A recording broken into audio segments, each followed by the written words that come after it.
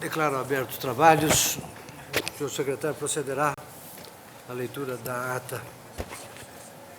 Ata da 14ª sessão ordinária, realizada em 4 de junho de 2008, presidente do senhor ministro César Peluso, vice-presidente, ausente cadamente do senhor ministro Gilmar Mendes, presidente. Procurador-Geral da República, Antônio Fernando de Souza, pregoar os seguintes processos: ações diretas e inconstitucionalidades, agravo regimental, embargos de declaração e reclamação, embargos de declaração e agravo regimental em conflito de competência. Não havendo objeção, dou a ata por aprovada.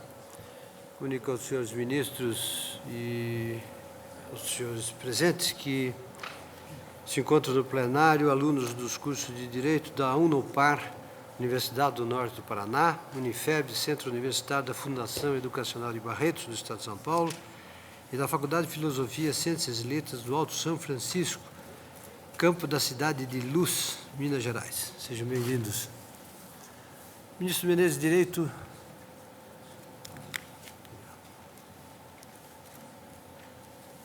Ministro Menezes, Direito, Vossa Excelência tem. Na pauta de hoje, dois inquéritos. Um inquérito com denúncia do Ministério Público e uma queixa-crime. Em ambos os casos, o Ministério Público solicita a rejeição, o arquivamento. E eu queria consultar a Corte se posso fazer por decisão monocrática, que tem no sentido que todos os colegas assim têm procedido quando existe no Ministério Público essa orientação de arquivamento. O eminente procurador-geral pede o arquivamento. O arquivamento. Não é? Mas se nós temos decidido monocraticamente. Monocraticamente. O Tribunal está de A acordo? própria Lei 8.038, de 90, permite. Textualmente. Não é? Então, o Tribunal está de acordo. Então, Vossa Excelência. 2577 e 2575.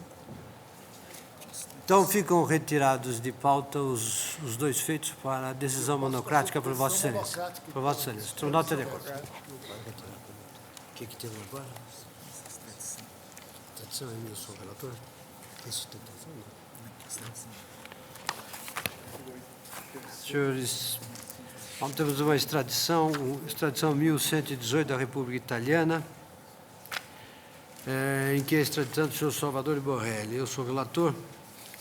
Trata-se de pedido de extradição do nacional italiano Salvatore Borrelli, formalizado pelo governo da Itália com fundamento no Tratado de 1989, promulgado pelo Decreto 863 de 93. O pleito baseia-se em ordem de prisão expedida em junho de 2007 pelo juiz de investigações preliminares do Tribunal de Roma, sob o fundamento da prática dos crimes de tráfico de seres humanos, exploração de prostituição e lavagem de dinheiro. Vieram aos autos cópias dos preceitos penais italianos aplicáveis ao caso, bem como dos documentos exigidos pelo Estatuto do Estrangeiro, com indicações sobre o local, data, natureza e circunstâncias do fato delituoso. Dentro da aparente identidade dos fatos delituosos, ora imputado extraditando, com objeto da ação penal número 205.84.000.9374, que tramitou perante a 2ª Vara Federal de Natal, e tendo em vista o disposto na letra A, número 1 do artigo 3 do Tratado de Extradição entre Brasil e Itália, determinei vista dos autos ao Procurador da República, que se manifestou pela extinção do feito sem julgamento de mérito. Eu estou, senhores ministros, eu estou julgando o feito, indeferindo o pedido de extradição, ficando prejudicado o pedido de prisão preventiva, com fundamento no inciso 5º do artigo 77 da Lei 6.815, uma vez que se trata de fatos que já são objetos de uma ação penal específica, que inclusive o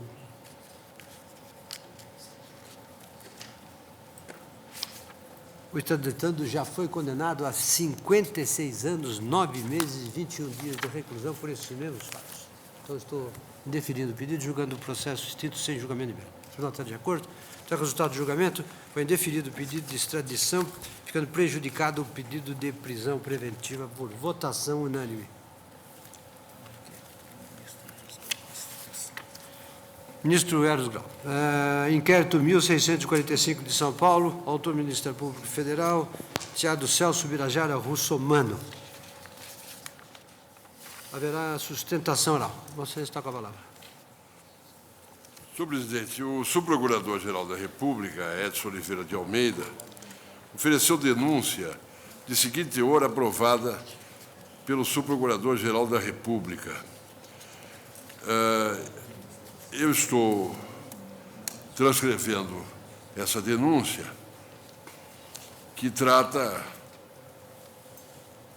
diz que o denunciado, com o objetivo de candidatar-se ao cargo de prefeito municipal da cidade de Santo André, requereu, em 24 de setembro de 99, perante o juiz eleitoral do 162ª Zona de Santo André, a transferência de seu título eleitoral para aquela municipalidade. Para dar cumprimento ao disposto no artigo 55, inciso 2 do Código Eleitoral, o acusado alugou para fins residenciais e, pelo período de 30 meses, um apartamento localizado na rua Luiz Pinto Flacker, número tal, centro de Santo André. Porém, o denunciado não chegou a residir no referido imóvel, como concluiu o juiz eleitoral, ao julgar procedente a impugnação de transferência do título eleitoral. Há uma transcrição dessa decisão do juiz. Assim, agindo, diz o subprocurador, o denunciado inseriu declaração falsa no requerimento de transferência de domicílio eleitoral que dirigiu à Justiça Eleitoral, afrontando o artigo 350 da Lei 4737, do Código Eleitoral. Suposto, o Ministério Público requereu fosse o deputado federal Celso Birajara Russomano notificado e, posteriormente, recebida a denúncia, sendo citado, processado e condenado. A defesa do deputado federal alega a inépcia da denúncia, aspas, haja vista a inexistência de descrição objetiva da conduta tida como criminosa imputada ao denunciado. Nesse sentido, argumenta que o réu seria eleitor da capital paulista, transferiu seu domicílio eleitoral para a cidade de Santo André, no mesmo estado, alugou um apartamento nessa cidade para justificar a sua transferência, não chegou a residir no imóvel, sendo esse precisamente o único fundamento do indeferimento dessa transferência. Argumenta que o juiz interpretou equivocadamente o conceito de domicílio eleitoral, em contraste com jurisprudência farta do Tribunal Eleitoral, do Superior Eleitoral, segundo a qual a residência com ânimo definitivo ou não é apenas uma das possibilidades de se firmar o domicílio eleitoral. Vale dizer, verificados outros vínculos, a residência torna-se absolutamente desnecessária. Não obstante, o advogado reconhece que, aspas, a defesa do denunciado nos autos da impugnação à transferência do domicílio eleitoral não revelou em nenhum momento outros vínculos que o denunciado sempre possuiu com o município de Santo André, dos quais se destacam a sua candidatura ao cargo de prefeito daquela municipalidade no pleito de 2000, além de vultosa votação que lá obteve, ao ser eleito 3 vezes para o cargo de deputado federal, nos pleitos de 94, 98 e 2002. Alude a acordo do Tribunal Superior Eleitoral, proferido no recurso especial interposto contra a decisão que indeferiu a transferência de domicílio eleitoral do órgão denunciado. Apesar de não provido o recurso, o relator, ministro Sepúlveda Pertence, teria dado a entender que o indeferimento definitivo da transferência do domicílio eleitoral do denunciado deveu-se única e exclusivamente à falta de argumentos de sua defesa, ao omitir outros vínculos que o denunciado possui em Santo André. Essa afirmação decorreria da seguinte observação do ministro Sepúlveda Pertence, aspas, é que se intui ser muito provável que o recorrente teria elementos para alegar vínculos com a cidade que poderiam, conforme a jurisprudência, ter legitimado a sua opção de domicílio eleitoral em Santo André. Fecho aspas, a defesa requer seja rejeitada a denúncia, por estar em desacordo com o disposto no artigo 41 do Código de Processo Penal. O então relator, ministro Nelson Jubim, deu vista à PGR. A PGR requer o não acolhimento da resposta prévia e o consequente recebimento da denúncia ao relatório, senhor presidente. Com a palavra, ministro do Procurador-Geral da República. Senhor presidente, senhora ministra Ellen Grace, senhores ministros, como ouvimos no relatório do ministro Eros Grau, o deputado Celso Russomano, pretendendo, no pleito de 2000, candidatar-se a prefeito de Santo André, requereu a transferência do seu domicílio eleitoral para a referida cidade. No formulário próprio da Justiça Eleitoral, declarou residir em apartamento localizado na rua Luiz Pinto Flacker, número 500, no centro daquela cidade. houve impugnação do pedido de transferência, impugnação acolhida pelo juízo eleitoral em decisão que veio a ser mantida pelo Tribunal Regional Eleitoral e pelo Tribunal Superior Eleitoral. O Tribunal Superior Eleitoral não conhecendo de recurso especial que fora interposto.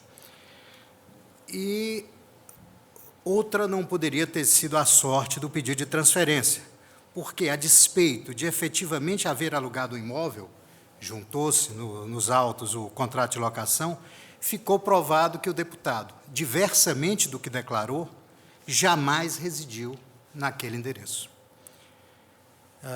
A prova acarreada nos autos do processo eleitoral foi absolutamente enfática nesse sentido e evidenciou, entre outras coisas, que sequer tinha havido, no período em que se alegava a residência, sequer tinha havido qualquer consumo de energia elétrica. Em 2 meses, e num dos meses, houve um consumo insignificante de energia. Bom, diante desses fatos, é que veio a denúncia que, descrevendo objetivamente a conduta, diversamente do que afirma a defesa, atribui ao parlamentar a conduta de haver inserido declaração falsa no requerimento de transferência do domicílio eleitoral, ficando assim sujeito às penas do artigo 350 do Código Eleitoral. Senhores ministros, apenas este é o fato em exame, que já não comporta negativa: declarar que morava onde não morava. Não está em exame, evidentemente, se o deputado tinha ou não tinha domicílio, poderia ou não ter o seu domicílio transferido para Santo André. A toda evidência, essa é questão eleitoral, que foi examinada no foro próprio e tendo sido a transferência indeferida. A defesa, habilmente, tenta desviar o foco dessa questão que está em julgamento, declarar que morava onde não morava, para um cenário mais amplo, trazendo para a discussão a compreensão de domicílio eleitoral na jurisprudência da Justiça Eleitoral, lembrando a posição liberal, realmente, do Tribunal Superior Eleitoral a respeito do domicílio eleitoral, discorrendo sobre os vínculos que o deputado teria com a cidade de Santo André, comprovado até pela votação expressiva que teria tido em várias oportunidades. Ocorre, senhores ministros, que nada, absolutamente nada disso está em discussão neste julgamento. Aqui discute-se apenas e tão somente: o deputado inseriu declaração falsa no requerimento de transferência de domicílio eleitoral, e a resposta, desenganadamente, é sim, comprovada por decisão, a essa altura, já transitada em julgado.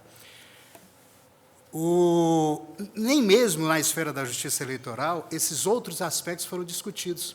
O eminente relator lembrou trecho do voto do ministro Sepúlveda Pertence, que foi o relator no Tribunal Superior Eleitoral, onde Sua Excelência, fazendo, aliás, um belíssimo histórico do exame da questão do domicílio eleitoral na jurisprudência daquela corte, mas Sua Excelência, então, afirmando que, efetivamente, havia uma tendência a um liberalismo nessa compreensão do domicílio eleitoral, diz que, neste caso específico do deputado Celso Russomano, isso não estava em jogo.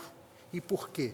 Porque, desde o momento em que seu pedido de transferência foi impugnado, o deputado, diz o ministro Pertence, entrincheirou-se exclusivamente na alegação de que era verdadeira a sua residência no endereço mencionado, sem fazer menção, em qualquer passagem, em qualquer momento da sua defesa, nas diversas instâncias, quanto aos alegados vínculos com aquela cidade.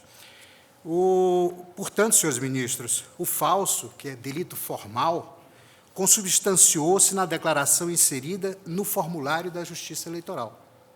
Documento público, evidentemente, e não no contrato de locação, porque a defesa, em algum momento, ela também, habilmente, pretende construir que, na verdade, o que a denúncia atribuía ao deputado era a falsidade no contrato de locação, que seria documento particular, em consequência, a pena seria menor e já se teria verificado a prescrição.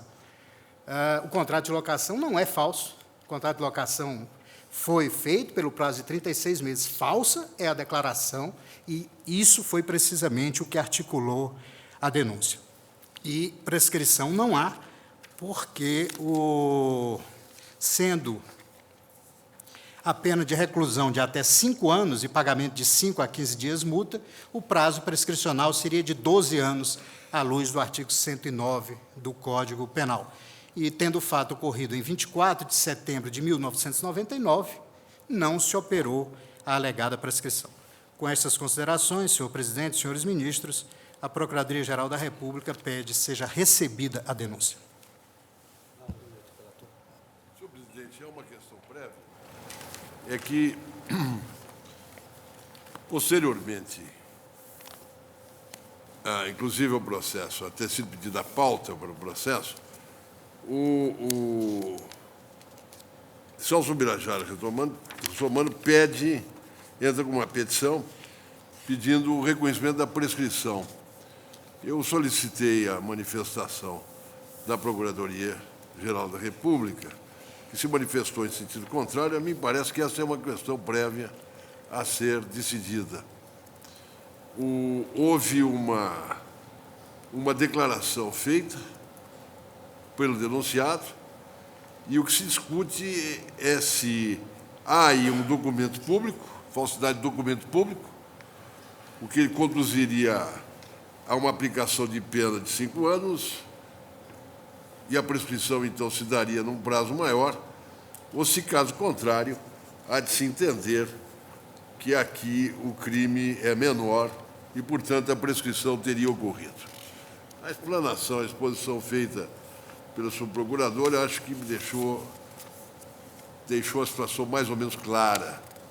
Houve uma declaração inserida em um documento público. De modo que eu estaria encaminhando a questão de ordem, se estou bem colocando, o tema nesses termos, no sentido de que não se reconhece a prescrição. A Excelência não reconhece a consumação de prescrição. O Tribunal está de acordo? Não reconheceu a consumação de prescrição. Acha que não está prescrita a ação penal. Porque o documento, na verdade, em que inserida a declaração ideologicamente falsa, é um documento público, é um formulário da própria Justiça Eleitoral. Não há dúvida nenhuma. Não é o contrato de locação. A Excelência prossegue.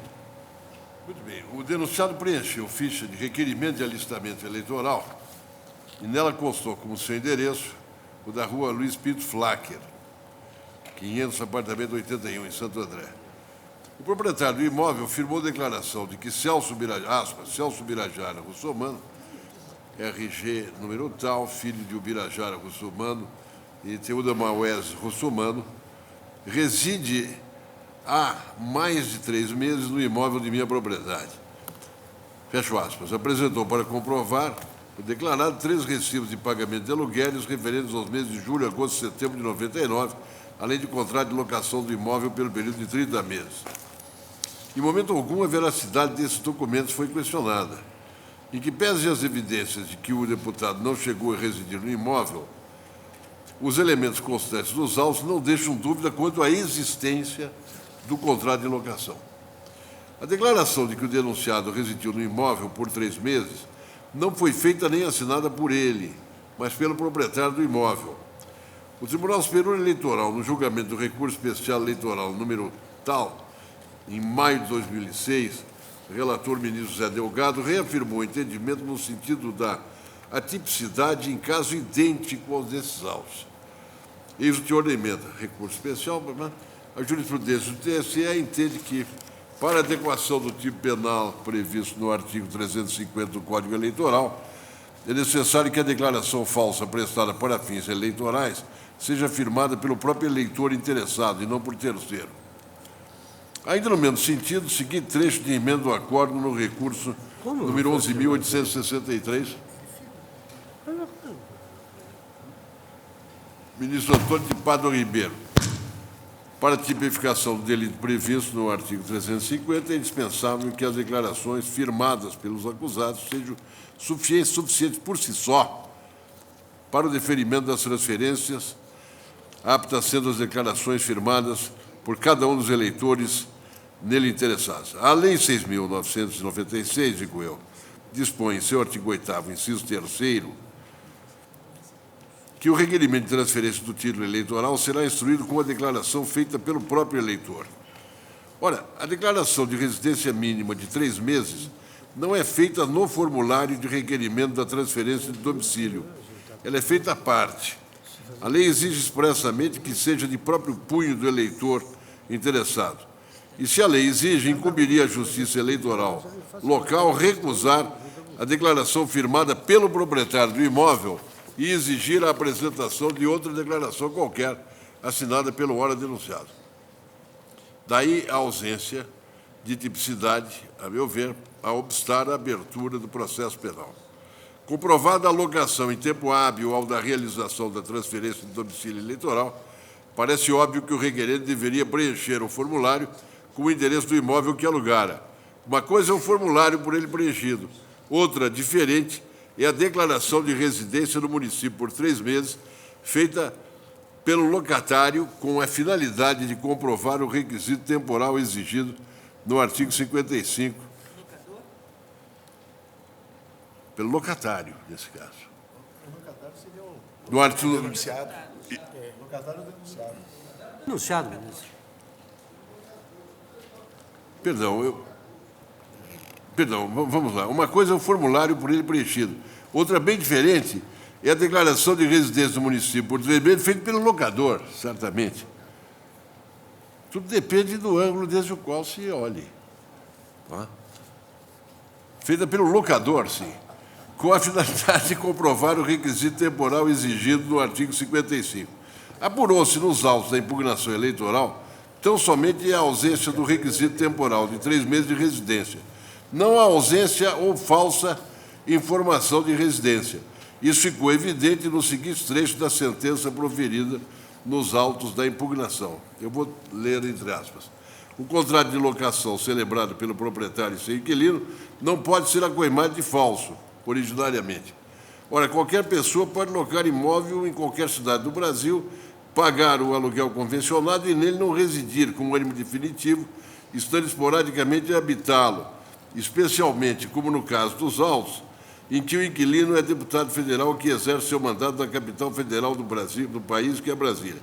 Destarte, prossegue a sentença, e a prova dos autos assim o confirma, não residiu ele nesta cidade e comarca no período de 3 meses anterior ao pleito de mudança de domicílio eleitoral, razão pela qual se acolhe a impugnação. Por fim, ainda como salientado pelo ilustre promotor de justiça, em face da recente aquisição de imóvel no município, pode o ilustre deputado formular novo pedido de transferência de domicílio eleitoral, embora esse fato não constitua evidente da irregularidade, etc. O Código da Certidão de folha 325, senhor presidente, que o ora denunciado efetivamente candidatou-se ao cargo de prefeito do município de Santo André nas eleições de 2000, obtendo elevada votação de 80 mil e tantos votos. É dizer que, de algum modo, preencheu os requisitos necessários à transferência do domicílio eleitoral. Dada a peculiaridade do caso, em que a falsa declaração não foi firmada como deveria ter sido pelo próprio candidato, eu estou rejeitando a denúncia, com fundamento no artigo 43, inciso 1º do Código de Processo Penal. Eminente relator, eu rejeito a denúncia. Mas antes de colher o voto, eu só queria um esclarecimento pessoal que talvez a Corte. Então, ele não fez nenhuma declaração para efeito de candidatar-se? Quem fez a declaração por ele foi o locador. Ele juntou uma declaração. Mas ele não subscreveu dizendo que residia? Ao preencher o formulário, ele não fez a declaração? Essa subscrição é necessária, porque o No parecer domicílio da eleitoral Procuradoria da subscrição República, é condição de elegibilidade, diz a Constituição Federal. Não, a impressão que se tem é que se está discutindo a residência do locador. O locador não era candidato a nada. O que se discute é a residência do candidato. E certamente, presidente, o locador não requer transferência do título eleitoral. Com certeza. Quem requer é o próprio. Sim, mas o locador não era candidato a coisa nenhuma. Era necessário, quando ele requereu a transferência? O indiciado é que requereu e indicou a residência falsa. Falso? É o que consta da parecer da Procuradoria. Não foi um terceiro. E tudo Quem parece... apresentou a declaração falsa e preencheu foi o próprio indiciado. Daí é E que mais, não se cabe. eventualmente o locador tivesse faltado a verdade, ele cometeria o crime de falso em documento particular. Particular. Mas não sem excluir a configuração, pelo menos em tese, do Parece crime que, em tese, do candidato. pelo menos, os elementos para o recebimento da denúncia estão presentes. Porque não foi o terceiro que preencheu e juntou. Pelo que está na denúncia, foi o próprio que praticou o ato. Se ele praticou o ato, a meu sentir, não há como escapar do recebimento da denúncia, porque existe um fato objetivo imputado ao próprio indiciado. Você Eu- posso escolher seu voto? Eu posso esclarecer? Posso esclarecer apenas para que fique bem clara a situação. Estou procurando a denúncia para verificar exatamente o que é imputado. O que é imputado ao denunciado é ter feito uma declaração falsa, quando ele pediu a sua transferência. Não está sendo imputado a ele ter preenchido a qualificação no pedido de transferência como residente no município de Santo André. Mas seria a premissa do próprio requerimento. Ele teria que demonstrar o domicílio, ou seja, a residência com ânimo definitivo no novo local. Você, eu estou de pleno acordo com Vossa Excelência. Quem deveria ter exigido isso seria o cartório, Mas onde houve uma ele... impugnação. Uma impugnação Houve julgada arguição. procedente. Impugnação ao registro, né? Se Da se candidatura. impugnou, é porque foi afirmado alguma coisa, porque senão não haveria objeto de impugnação. Mas você me permite terminar, meu Deus. Eu quero terminar a minha frase. Pois não, O que pois ocorre é o não. seguinte, não foi ele quem... O cartório deveria ter exigido dele. Ele não declarou isso. Excelência é premissa do requerimento. Está no Mas requerimento. mas o cartório não exigiu. Tanto que o indeferimento da transferência resultou da ausência de comprovação do domicílio. Domicílio Ou afirmado. seja, a declaração de que ele residiria Ministro, no isso é novo outra- local é uma- seria falsa. Essa é uma outra questão que não tem a ver com a imputação de uma conduta delituosa. Isso tem... Me permita terminar. Informou mal a Justiça Eleitoral. Informou a partir de um dado falso. Ele não teria domicílio no local para o qual ele pediu a transferência do título. Eu gostaria de terminar a minha frase, Pois única e não. exclusivamente para esclarecer, sem de modo nenhum pretender mudar o convencimento dos colegas. O que eu estou simplesmente dizendo é o seguinte: ele é denunciado por ter ter firmado ele uma declaração falsa. Ele não apresentou declaração firmada por ele. Isso lhe deveria ter sido cobrado. Não foi cobrado. O cartório, a autoridade eleitoral, deveria ter, de plano, dito a ele: o senhor não pode solicitar isso sem o senhor fazer essa declaração. Isso, para mim, tem a ver com a irregularidade absoluta do processo de transferência de domicílio, etc. Mas o que nós examinamos aqui é matéria penal. O tipo penal exige que a falsidade tenha sido praticada por determinada pessoa. Essa determinada pessoa que praticou a falsidade, no caso, não teria sido o denunciado, mas sim o locador. Esse é o único ponto que eu gostaria de insistir. Eu não terei dúvida nenhuma, inclusive, de adaptar o meu voto ao entendimento da maioria da Corte, mas eu não posso deixar de esclarecer e enfatizar que nós não estamos discutindo aqui matéria eleitoral, nós estamos discutindo aqui matéria penal. O tipo foi ou não foi preenchido. Só isso. Ministro, só um esclarecimento. Não havia um requerimento de transferência? Havia um requerimento de transferência. Ele não subscreveu Esse Ele documento, subscreveu. nesse documento consta que ele morava em Santo André? Exato. Ele indicou que morava em Santo André. Como qualificado. Juntou um contrato de locação. E a declaração que não é dele.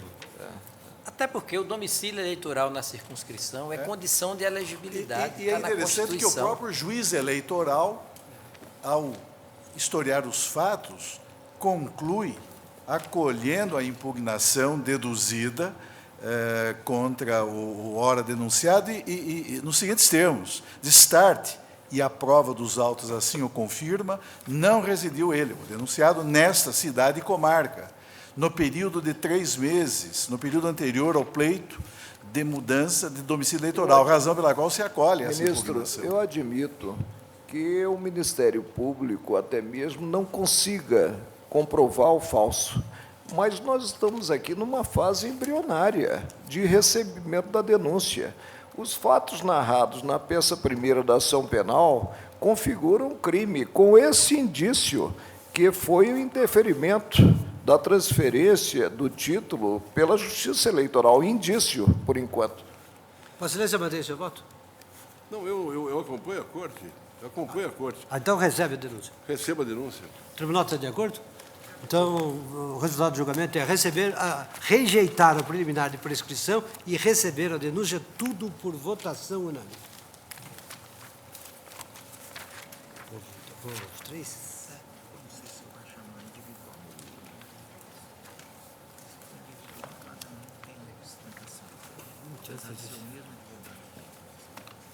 Nós temos em mesa três inquéritos com 3 denúncias,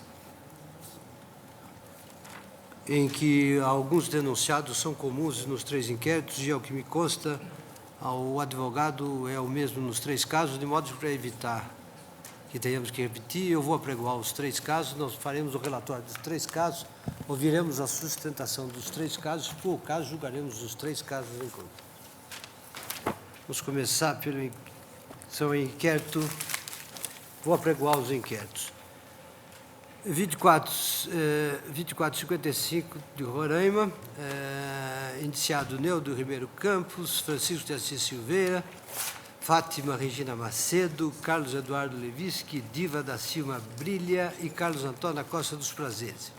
Inquérito 2462, no mesmo local, Roraima, indiciados Neudo Ribeiro Campos, Diva da Silva Brilha, Carlos Eduardo Leviski, Antônio Messias Pereira de Jesus, Darbilene Rufino do Vale, Alfonso Rodrigues do Vale e Danilvon Rufino do Vale.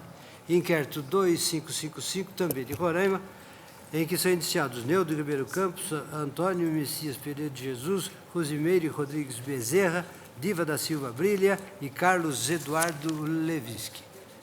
Haverá sustentação oral, eu sou o relator, passo ao relatório do primeiro caso.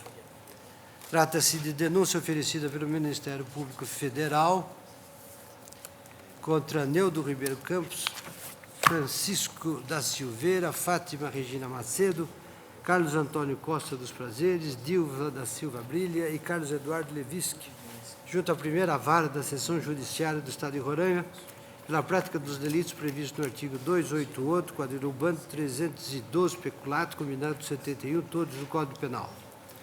O acusado Neudo Ribeiro Campos, entretanto, foi eleito deputado federal para a 52ª legislatura, razão por que os autos foram remetidos a esta Corte. Registrados aqui como inquérito, foi aberto vista ao Procurador-Geral da República, que ratificou os termos da denúncia, nas quais transcrevo os seguintes tópicos como mais expressivos e relevantes para efeito deste julgamento. Os fatos narrados na presente denúncia se inserem no chamado escândalo dos cafanhotos, prática espúria levada a cabo pelos denunciados para lesar o patrimônio público da União e do Estado de Roraima, com notória repercussão nacional em razão da lesividade de que se revestiram. O governador Neudo Ribeiro Campos e seus asseclas políticos desviaram nos anos de 98 a 2002 milhões de reais dos cofres públicos, sendo que somente no ano de 2002 o desvio atingiu a cifra aproximada de 70 milhões de reais, incluindo verbas federais. O denunciado Neudo Ribeiro Campos foi o verdadeiro mentor de todo o esquema. Sob sua gestão foi criada a ideia de se inserir na folha de pagamento do DER e da Secretaria da Administração pessoas que jamais prestaram serviço ao Estado, sendo que seus salários eram embolsados por terceiros que não os fictícios servidores, conhecidos como gafanhotos. Interesses políticos motivaram a constituição do esquema criminoso, uma vez que decorriam de autêntica troca de favores entre Neudo Ribeiro Campos e os vários membros do Poder Legislativo do Tribunal de Contas do Estado, com o desvio de verbas federais oriundas de convênios nos termos de informação pericial que se analisará oportunamente. Neudo estabelecia o valor das cotas de cada um dos deputados de acordo com a sua fidelidade, suas propostas e interesses políticos. Resumidamente, o esquema fraudulento funcionava da seguinte maneira. 1. Por determinação do denunciado Neudo Ribeiro, o dinheiro proveniente de convênios federais era transferido da conta específica do convênio para a conta única ou para a conta destinada ao pagamento de servidores públicos, inclusive gafanhotos. Os pagamentos aos supostos trabalhadores gafanhotos eram efetuados pela empresa privada Norte Serviço de Arrecadação e Pagamento Limitada, que tinha autorização para movimentar as contas bancárias do Estado de Roraima. O então governador e o ora denunciado Neudo Campos distribuía cotas a seus afiliados políticos, notadamente deputados estaduais e conselheiros do Tribunal de Contas. Cada beneficiado era chamado pelo governador a uma reunião reservada, na qual era definida a sua cota. Assim, cada beneficiado não sabia dos demais, nem quanto cada um recebia, formando-se quadrilhas autônomas. Definido o valor a que cada beneficiário teria direito, esse, diretamente ou através de prepostos, aliciava pessoas comuns do povo, prometendo-lhes ajuda financeira e as relacionava como falsos servidores para serem incluídos na folha de pagamento do DR e da SEAD, dentro de sua cota. Estas pessoas aliciadas, que via de regra não tinham conhecimento da fraude, ficaram conhecidas como gafanhotos, numa analogia aos insetos que comem folhas, e estes comiam a folha de pagamento. A lista era então entregue ao denunciado Carlos Eduardo Levisco, diretor do DR, ou a denunciada Diva da Silva Brilha, secretária de administração, que fazia o gerenciamento da fraude a mando do governador e encaminhavam o rol para a NSAP fizesse o pagamento.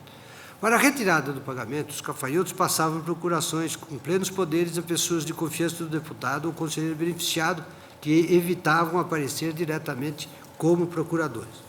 Os procuradores dos gafanhotos iam, então, mensalmente à NSAP receber o pagamento, conforme comprova os recibos e procurações juntados aos autos. Na sequência, o procurador passava o dinheiro ao deputado ou conselheiro beneficiado. O gafanhoto não recebia nada e, quando recebia, era uma quantia irrisória. Tais desvios explicam os milhares de quilômetros de estradas e pontes que deixaram de ser construídos no estado de Roraima, além da carência de serviços de saúde, educação e transportes, causando enormes danos a toda a população. Inclusive, o Tribunal de Contas da União chegou a julgar irregulares diversas contas prestadas, o que motivou a suspensão do repasse de verbas federais para determinadas obras. A fraude se processava, ademais, a partir do momento em que o ex-governador Neudo Campos autorizava que as verbas oriundas de convênios federais, que deveriam permanecer em contas vinculadas, fossem transferidas para a conta corrente número 12.790, livremente movimentada pela Norte Serviço de Arrecadação e Pagamento Limitada, NSPA, AP, e destinado ao pagamento dos gafanhotos. A respeito, prescreve o artigo 20 da Instrução Normativa 0197 da Secretaria do Tesouro Nacional do Ministério da Fazenda. Os recursos serão mantidos em conta bancária específica, somente sendo permitidos saques para o pagamento de despesas previstas no plano de trabalho, mediante cheque nominativo ao credor ou ordem bancária para aplicação no mercado financeiro. O Tribunal de Contas da União já havia detectado no estado de Roraima a referida irregularidade relativamente ao convênio PG 110/94, conforme se extrai dos autos da tomada de contas 004-496 de 2001, que consigna: os saques em conta corrente do convênio não guardam qualquer correspondência com os valores das notas fiscais apresentadas à prestação de contas, evidenciando que os recursos foram inventados em outra conta corrente que não é específica. Fica claro, portanto, que no esquema criminoso havia 5 personagens com funções distintas, a saber: mentores, Neudo Ribeiro Campos, que na condição de governador do estado idealizou e pôs em prática a fraude contra os cofres públicos. Neudo atuava em parceria na idealização da fraude com os beneficiários, constituindo quadrilhas lideradas por esses que, em troca de se locupletarem com o dinheiro público, prestavam apoio político. Segundo, executores, agentes públicos de primeiro e segundo escalão que, a mando do governador, executavam os atos necessários à inclusão dos gafanhotos na folha de pagamento, bem como gerenciava o controle das cotas que eram distribuídas a cada um dos mentores, a transferência de recursos públicos para a NSAP e o pagamento dos procuradores. Terceiro, beneficiários. De certa forma, também eram mentores do esquema. Deputados estaduais e outros agentes públicos utilizavam-se do poder que detinham para obter a vantagem ilícita, cada qual formava a sua lista de gafanhotos e levava para o executor inserir na folha de acordo com o limite estabelecido pelo governador. Quarto, testas de ferro, pessoas de confiança do beneficiário que, a mando dele, aliciavam os gafanhotos e, mediante procuração deles, recebiam o dinheiro no NCP e o repassavam para os beneficiários. Os gafanhotos, pessoas do povo em geral, simples, com pouca instrução e sem conhecimento da ilicitude das condutas, cujos nomes constavam da relação de servidores fantasmas e que passavam um mandato para um testa de ferro receber o pagamento. Os acusados foram notificados para obter respostas que foram apresentadas. O denunciado Carlos Eduardo deduz que não são verdadeiros os fatos narrados na denúncia. A denunciada Dilva da Silva Brilha alega preliminarmente incompetência da Justiça Federal para conhecer do feito, prevenção do juiz da primeira vara federal da Seção Judiciária de Roraima e a necessidade de reunião de todos os inquéritos policiais sobre os delitos que a envolvem. No mérito, sustenta que exige justamente por conta do inquérito, claro está que todas as ações resumidas em fazer incluir, sem concurso público, no quadro de servidores de Roraima, os indicados pelas autoridades, não tendo conhecimento da existência de valores de cotas reservados para adotar o Conselheiro do Tribunal de Contas, jamais tendo participado de reuniões com quaisquer indiciados, com o ex-governador ou atual para qualquer assunto que particularizasse contratações no chamado esquema gafanhoto. Cumpre assinalar ainda que a notificada desconhecia a existência de procuradores que recebiam indevidamente o salário do servidor. Em outras palavras, não pode ser apontada como gerenciadora do esquema, porque dele não participou nem praticou qualquer ato que assim denuncie seu comprometimento penal administrativo. Observe, ínclito julgador, que foi a própria notificada que explicou detalhadamente o sistema de inclusão de indicados na folha do TEAS e não Sônia Natrod, como equivocadamente relata o Ministério Público. O denunciado Carlos Antônio Costa dos Prazeres, por sua vez, afirma que jamais teve contato com nenhuma pessoa que lhe otorgou as procurações, uma vez que todas as procurações foram repassadas pelo senhor Francisco Assis da Silveira, sendo que era a esposa de Francisco, senhora Fátima Regina Macedo, quem fazia as procurações e levava as pessoas no cartório para reconhecer. Neudo Ribeiro alega preliminarmente competência do Superior Tribunal de Justiça para julgamento do feito, inépcia da denúncia por ausência de subsensão dos fatos ao tipo do 288 do Código Penal e, no mérito, nega os fatos que lhe são imputados. Francisco de Assis da Silveira e Fátima Regina Macedo, por fim, arguem incompetência absoluta do juízo e imprestabilidade da denúncia fundada em elementos coligidos à violação de garantias constitucionais e nulidade da denúncia que seria inepta. Pugnam todos os denunciados pela rejeição da denúncia. Em 18 de 3 de 2007, o juiz singular declinou da competência e remeteu os autos ao Superior Tribunal de Justiça ante a condição de ex-governador do acusado Neudo Ribeiro. Ocorre que, ao apreciar a ADI 2797, esta Corte declarou a inconstitucionalidade da Lei 10.628, de modo que os autos de inquérito deveriam retornar à origem. O acusado Neudo Ribeiro, entre mentes, foi eleito deputado federal pelo Estado de Roraima e os autos foram remetidos a esta Corte. Determinei visto ao Procurador-Geral da República e ratificou a denúncia contra os acusados por vislumbrar a existência de um esquema de desvio de verbas públicas montado durante a gestão de Neudo Ribeiro Campos como Procurador do Estado de Roraima, com o objetivo de remunerar membros do Legislativo do Tribunal de Contas Estadual em troca de apoio político. Requer, ao final, a instalação da ação penal e oitiva das testemunhas arroladas. Esta denúncia está sendo agora submetida ao julgamento da Corte.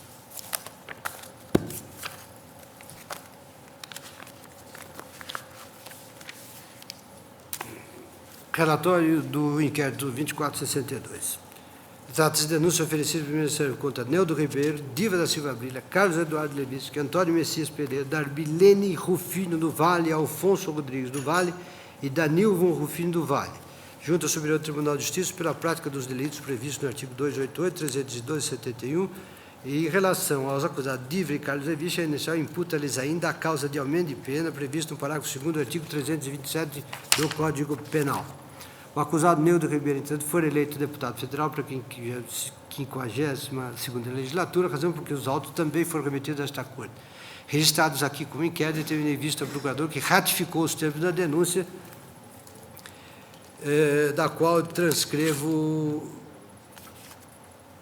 e vou deixar de ler, porque, na verdade, trata-se, de certo modo, da repetição dos mesmos termos da denúncia anterior, com individualização da participação daqueles que não foram incluídos na denúncia anterior. O denunciado Antônio Messias Pereira de Jesus, segundo a denúncia, estava entre aqueles que possuíam o número de indicados incluídos no TASS, apresentava-se frequentemente, tanto no DR como na Secretaria de Administração, postulando pessoalmente, por meio de assessor, a inclusão de servidores fantasma nas folhas de pagamento de ambos os órgãos. Os denunciados Darbilene Rufino do Vale e Danilvo Rufino do Vale aduz a peça inicial que obtinham, junto às pessoas que atendessem aos propósitos criminosos da organização, procuração que possibilitava a retirada junto ao NSAP do suposto salário. Foi por eles retirada a tal título a importância de R$ 822.293,03 e R$ 44.812, respectivamente. Já o denunciado Alfonso Rodrigues do Vale teve participação efetiva, todos os termos da ratificação e da denúncia. Participação efetiva na regimentação de pessoas que servissem como gafanhotos, ao lado de Darbilene, Danilvo e Messias, e na formação do grupo criminoso. Facilitou, para tanto, o fato de Alfonso ser pai de Danivon e Darbilene e esta última companheira de Messias, aliado político do ex-governador Neudo Campos.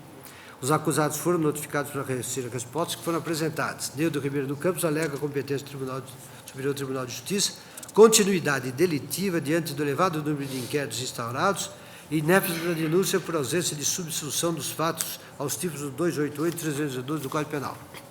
Diva da Silva Brilha alega inépcia da denúncia, necessidade de reunião dos processos, ausência de individualização da conduta ela imputada. Requer, diante de inexistência de suposto crime praticado, rejeição da denúncia. Os denunciados Antônio Messias Pereira de Jesus, Darbilene Rufino do Vale, Alfonso Rodrigues Dalgodinho Rufino do Vale, arguem incompetência da Justiça Federal, continuidade delitiva diante do elevado número de inquéritos e inépcia da denúncia. O denunciado Carlos Eduardo Levística aduz que não são verdadeiros os fatos narrados. Todos os denunciados pedem a rejeição da denúncia. Diante da decisão do plenário no julgamento da lei 297, declarou inconstitucionalidade, o ministro relator do Tribunal Superior de Justiça determinou a remessa destes autos a esta Corte. O acusado Neudo Ribeiro Entre Mendes foi eleito deputado federal pelo Estado de Roraima e os autos foram remetidos.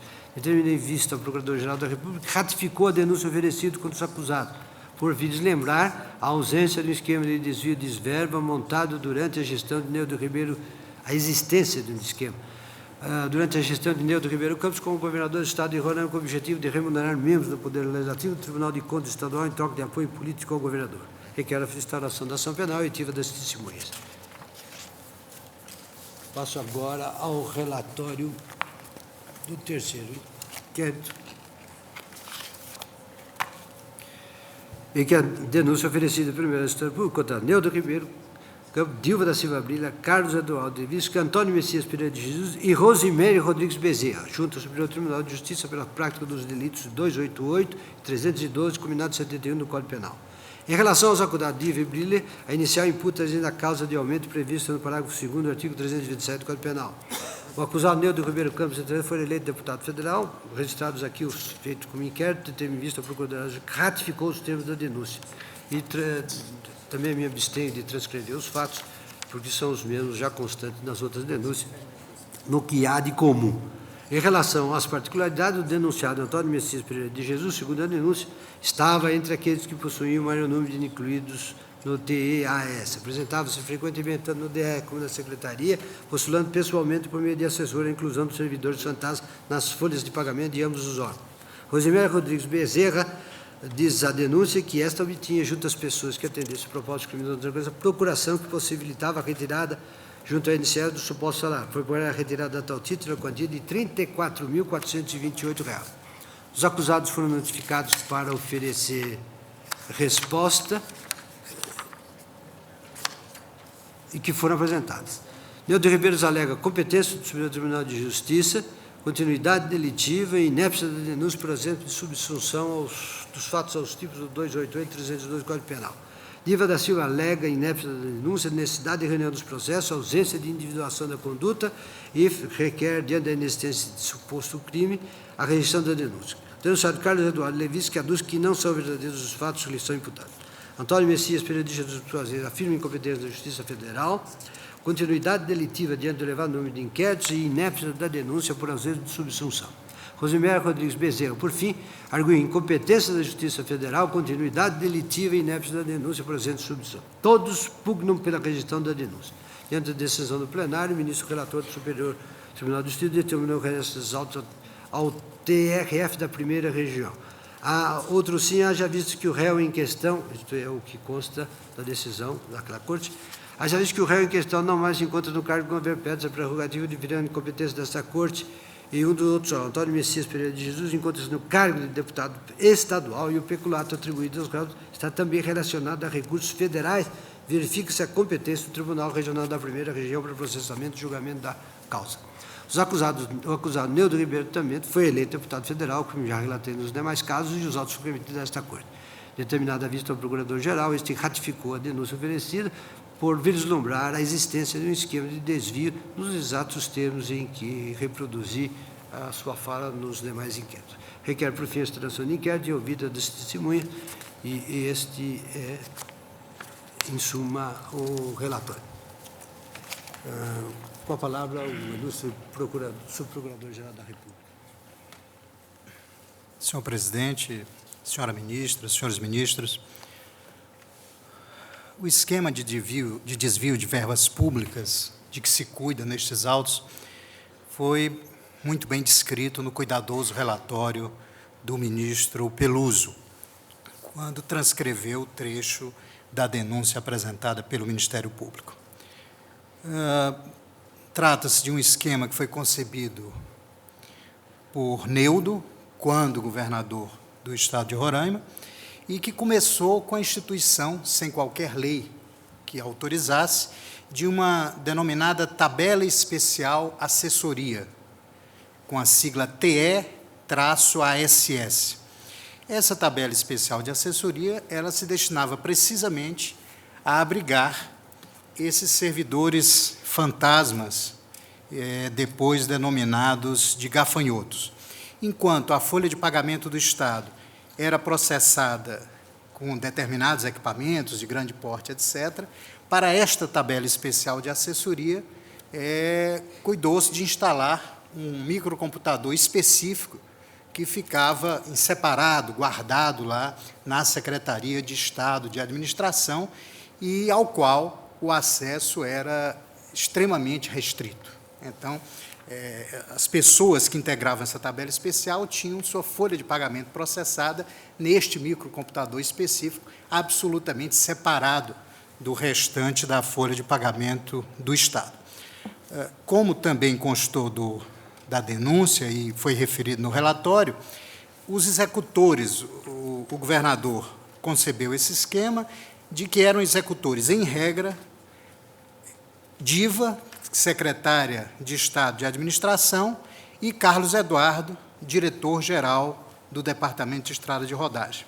Isso porque os servidores fantasmas passavam a integrar a folha de pagamento ou da Secretaria de Administração ou do Departamento de Estrada de Rodagem. E como era feito? O governador, o próprio governador, promovia reuniões essencialmente com deputados estaduais que lhe davam apoio no Legislativo e com conselheiros do Tribunal de Contas do Estado. Há também alguns casos, me parece, de prefeitos, mas, essencialmente, os casos mais frequentes eram de deputados estaduais e conselheiros. De acordo com a importância do apoio, lógico, os deputados estaduais, o apoio político, os conselheiros do Tribunal de Contas, era a obrigação de fechar os olhos diante de quaisquer irregularidades que fossem cometidas na administração do Estado. E, dependendo da importância desse apoio e desse fechar de olhos, havia dois grupos, basicamente, de remuneração. O deputado estadual ou conselheiro podia ter direito a R$ 22.000 por cada gafanhoto, por cada servidor fantasma, ou podia ter direito, se fosse mais importante, a R$ 42.000 por cada beneficiário do esquema. Deputados estaduais e conselheiros do Tribunal de Contas, evidentemente, não queriam aparecer e, portanto, cuidavam de encontrar procuradores que iriam representar aqueles funcionários fantasmas para receber as respectivas remunerações. Esses, como ficou também dito, esses servidores fantasmas, esses assim chamados de gafanhotos, eram, em regra, pessoas extremamente simples, algumas pessoas miseráveis mesmo, que não tinham a menor ideia de que estavam participando deste esquema de desvio de verbas públicas. A grande maioria deles não recebia sequer um centavo, porque os procuradores iam à empresa que fazia os pagamentos, retiravam a remuneração e não lhes repassavam sequer um centavo. Havia alguns que recebiam quantias absolutamente insignificantes. Pois bem, esse esquema funcionou até 2002, ano em que o desvio atingiu, apenas naquele ano, a cifra de aproximadamente 70 milhões de reais. 70 milhões de reais. Como disse, o diretor-geral do Departamento de Estrada de Rodagem e a secretária de Estado de Administração é que recebiam as instruções, faziam incluir essas pessoas nas folhas de pagamento, de forma a viabilizar o futuro recolhimento daquelas importâncias pelos procuradores. A denúncia apresentada, diferentemente do que sustenta a defesa, atende perfeitamente ao que determina o artigo 41 do Código de Processo Penal. Expõe detalhadamente o fato criminoso com todas as suas circunstâncias e individualiza claramente as condutas de cada um dos indiciados. Até porque a individualização é muito simples. O esquema era, na verdade, de uma singeleza absoluta. Aliás, em casos relacionados a este, como nas ações penais números 452 e 453, porque, na verdade, foi instaurado um inquérito, só para que a Corte possa entender bem, foi instaurado um inquérito para cada um dos beneficiários. Então, para o deputado estadual Francisco Assis da Silveira, instaurou-se o inquérito 2455. Para o deputado estadual Antônio Messias, o inquérito 2462 e 255, e assim por diante. Então, há um grande número de inquéritos instaurados para apurar essas condutas criminosas. Em alguns inquéritos, já aconteceram antes de Neudo tornar-se deputado federal, já aconteceram o recebimento da denúncia. Então, por exemplo, nas ações penais 452 e 453, a denúncia já fora recebida pelo Juízo Federal em Roraima. Os autos vieram ao Supremo Tribunal Federal e aqui o eminente relator determinou a intimação para a produção da defesa prévia. E na defesa prévia alegou-se a inépcia da denúncia. Então, o eminente relator afastou a alegação de inépcia da denúncia, nesses dois casos, 452 e 453, a alegação de inépcia da denúncia, que era extremamente semelhante a destes autos. Na verdade, as denúncias são extremamente semelhantes porque os fatos eram os mesmos, apenas se faz a individualização das condutas. E o eminente relator afastou a alegação de inépcia da denúncia e afirmou a rigidez da peça acusatória. Diz Sua Excelência, a denúncia formulada contra os ora acusados responde a todas as questões do injusto. A descrição não é genérica, nem de outro modo ofensiva à regra do artigo 41 do Código de Processo Penal. Finalmente, senhores ministros, a defesa alega, pelo menos no inquérito 2462, a ocorrência de crime continuado, que impossibilitaria a multiplicação de inquéritos a que eu acabei de me referir. Também aqui, com as vênias devidas, não procedem as alegações da defesa. É que tanto a aferição da existência de crime continuado quanto a unificação das penas poderão efetivar-se no juízo da execução. Foi precisamente o que decidiu por maioria a primeira turma desta Corte Suprema no HC 81.134. Naquela oportunidade, Vossa Excelência, senhor presidente, em voto vista, teve oportunidade de observar.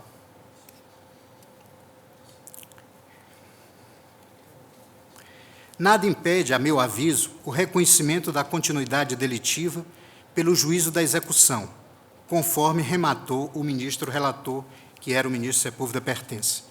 De tudo resulta, pois, que nos termos da parte final do artigo 82 do Código de Processo Penal, tanto o juízo de existência do crime continuado, quanto, se for o caso, a unificação das penas, hão de proceder-se no juízo da execução.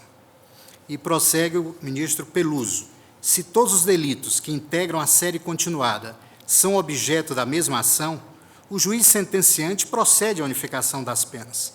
Nada obsta, porém, caso as imputações tenham sido fragmentadas e acolhidas em diversos processos, que o juízo da execução aplique, quando seja o caso, a regra disposta no artigo 71 do Código Penal e a letra A do inciso 2º, do inciso 3º do artigo 66 da Lei de Execuções Penais expressamente o autoriza.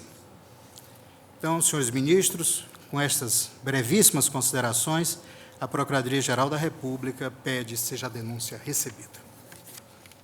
Com a palavra, o ilustre patrono dos denunciados. Excelentíssimo senhor ministro-presidente, eminente relator, excelentíssima senhora ministra, excelentíssimos senhores ministros, excelentíssimo senhor subprocurador-geral da República.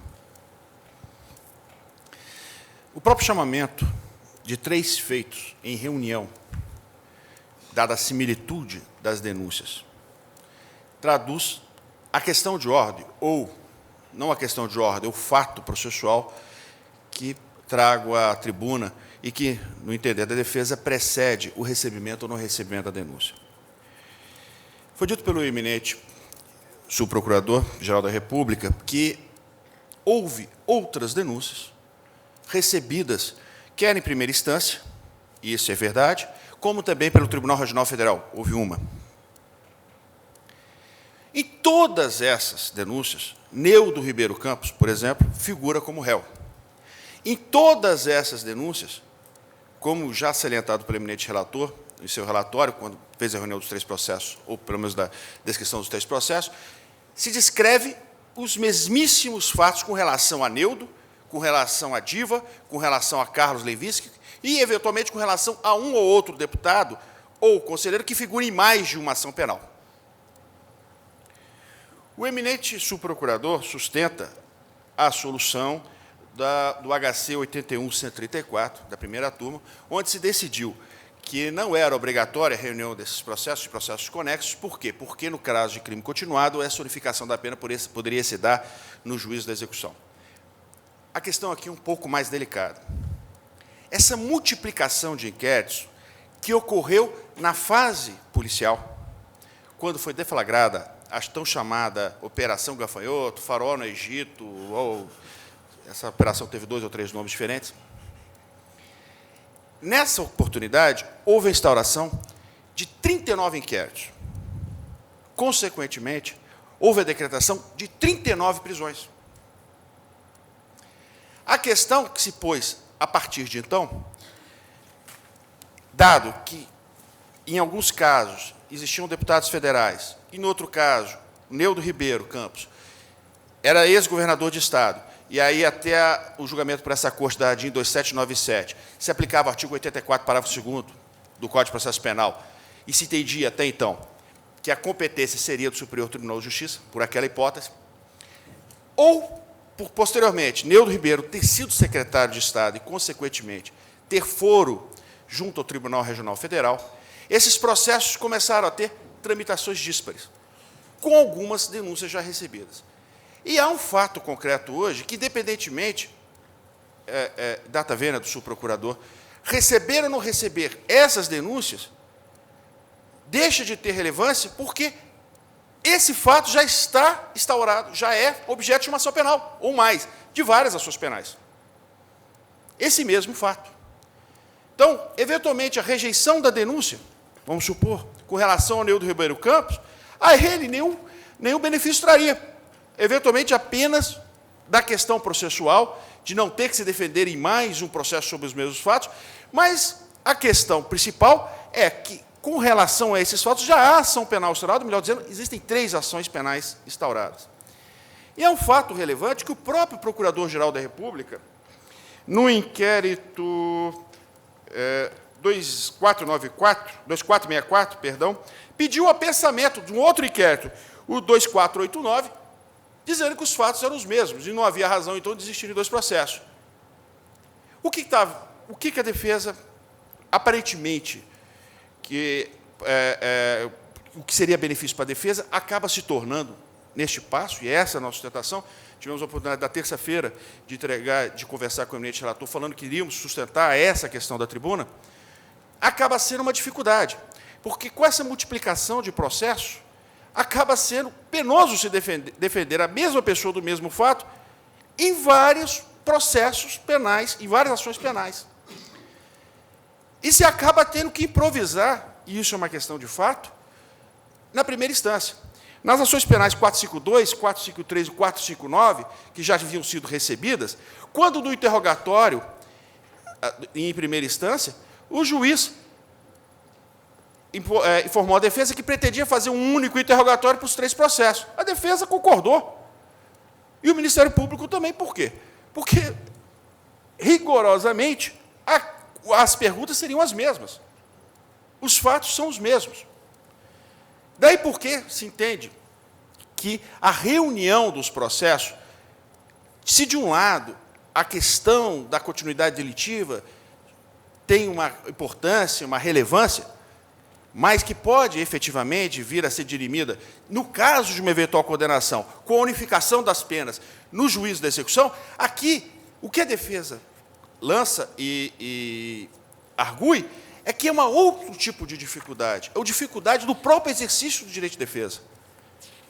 Ou seja, o mesmo fato multiplicado em vários processos acaba tornando a defesa penosa, acaba encarecendo a própria defesa.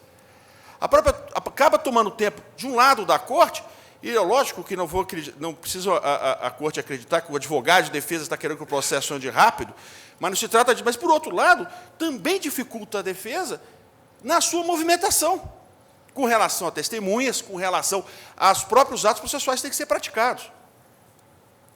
Então, a questão que se põe e que se traz à corte é da unificação, no caso, não só deste, como de todos os demais inquéritos, em um único inquérito, e na primeira ação penal recebida.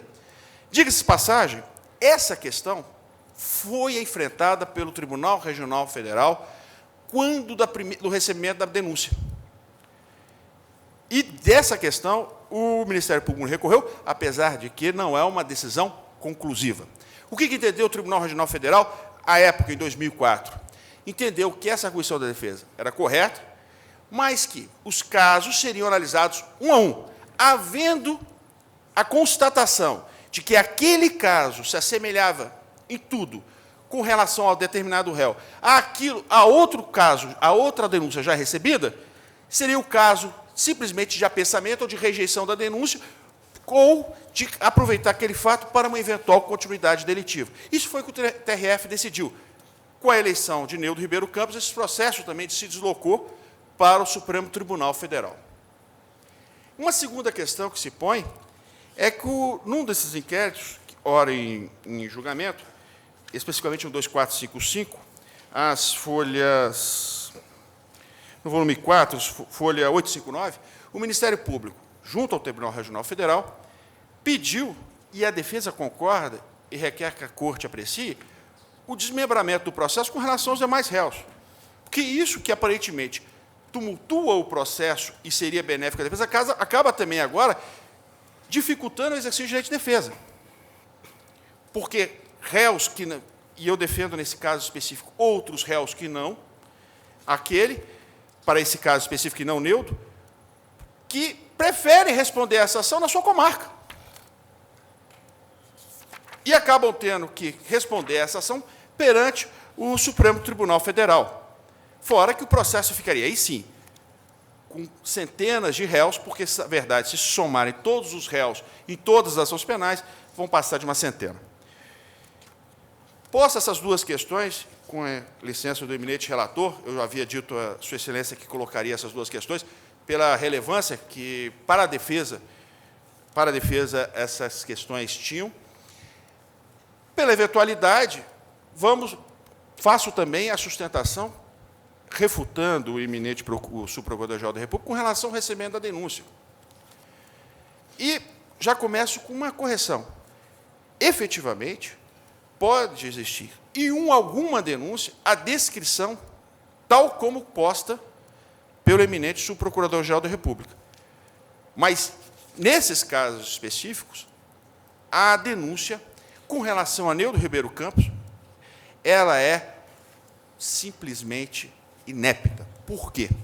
Porque ela descreve, de um lado, com relação a Neudo Ribeiro Campos, tão só e simplesmente uma situação de apoiamento político.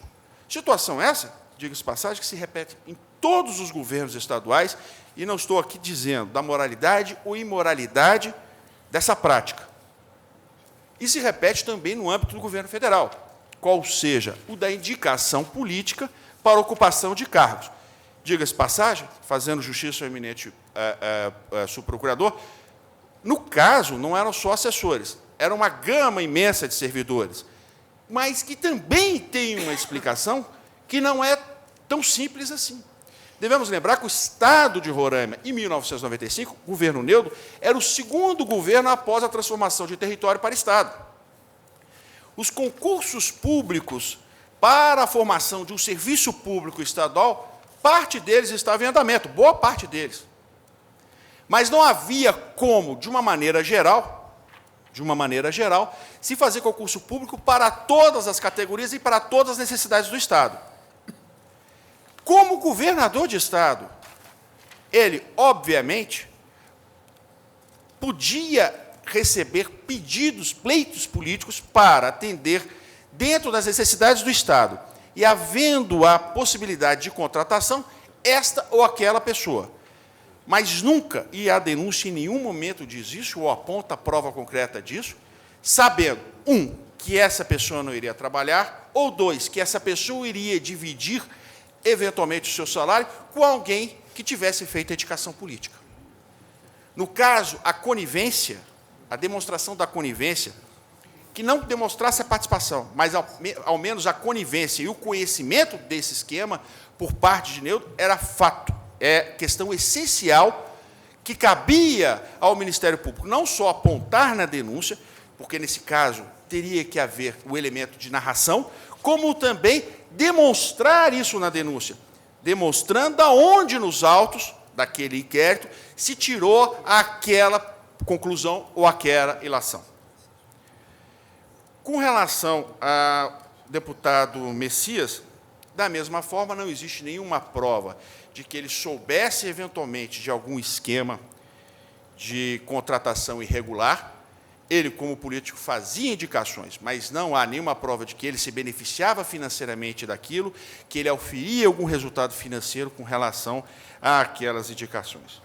Mas, independentemente, volto a dizer, inclusive com o deputado Antônio Messias, também a denúncia com relação a ele foi recebida já no Tribunal Regional Federal, que é exatamente esse caso que eu narrei.